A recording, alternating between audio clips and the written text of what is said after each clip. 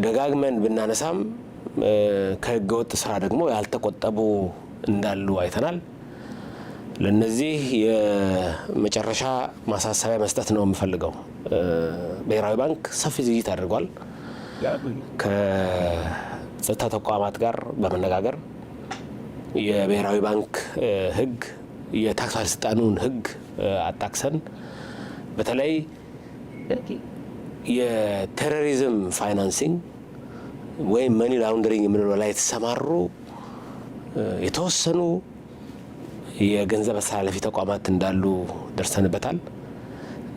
እዚህ ላይ በጣም የተናበበ የተቀናጀ ሰፊ እርምጃ ለመውሰድ ነው ያሰብነው። ይሄንን አስቀድመን በግልጽ ነግረናቸዋል። እዚህ ላይ የተሰማሩ ሐዋላ አስተላላፊዎች ይህ የመጨረሻ ማሳሰቢያ መሆኑን አውቀው ጥንቃቄ እንዲያደርጉ አበክሬ ማሳሰብ ፈልጋለሁ። የብሔራዊ ባንክ የኢትዮጵያ መንግስት ማንኛውንም እርምጃ ከመውሰድ የሚቆጠብ አይሆንም።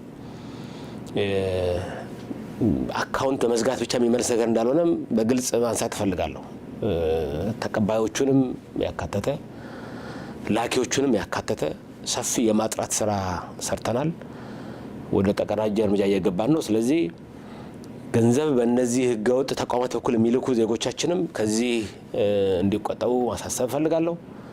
ከነዚህ ጋር የሚሰሩ በተለያየ የንግድ ስራ ላይ የተሰማሩ አስመጪና ላኪዎችም ከዚህ ስራ እንዲቆጠቡ ማሳሰብ ፈልጋለሁ። የምንወስደው እርምጃ የማያዳግም የኢትዮጵያን ህግ የጠበቀ የዓለም አቀፍ ህግን የጠበቀ የተናበበ እርምጃ ስለሚሆን አስፈላጊው ጥንቃቄ እንዲደረግ ማሳሰብ ፈልጋለሁ።